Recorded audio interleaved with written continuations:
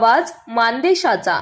मान तालुक्यात बोगस पशुवैद्यकीय डॉक्टरांचा सुळसुळाट झाला असून त्यांच्या माध्यमातून पशुपालकांची मोठी आर्थिक लूट होत असल्याची चर्चा माणमध्ये रंगली आहे। बोगस असलेल्या दुकानांवर आणि डॉक्टरांवर प्रशासनाने कारवाई करून पशुपालकांची आणि शेतकऱ्यांची होणारी लूट थांबवावी अशी मागणी शेतकऱ्यांच्या माध्यमातून होत आहे। पशुसेवा हीच ईश्वर सेवा हा मूलमंत्र देणाऱ्या डॉक्टरांकडून होत असलेली लूट बघून पशुसंवर्धन विभागाचे प्रशासकीय अधिकारी आहेत तरी कुठे, ही चर्चा तालुक्यातील पशुपालक लोकांमध्ये होत आहे।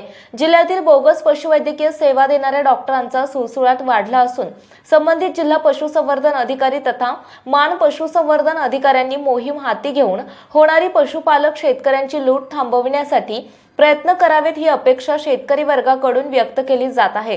मुख्य प्राण्यांना जीवदान देण्याऐवजी बोगस पशुवैद्यकीय डॉक्टरांकडून भर दिवसा मृत्यूदान मिळत आहे। त्यांना हा अधिकार दिला तरी कोणी, असा प्रश्न जनतेमधून होताना दिसतोय। या बोगस पशुवैद्यकीय डॉक्टरांवर प्रशासनाचा कुठलाही वचक राहिला नसल्याची चर्चा माणमध्ये रंगली आहे।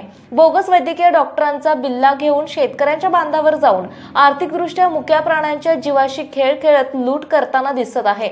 या एकंदरीत प्रकारावरून जिल्हा पशुसंवर्धन अधिकारी आणि मानचे पशुसंवर्धन अधिकारी जागे होणार का?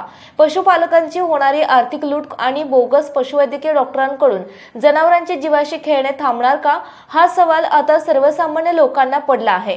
मान चौफेर न्यूज साठी प्रतिनिधी एकनाथ वाघमोडे, वावरहिरे।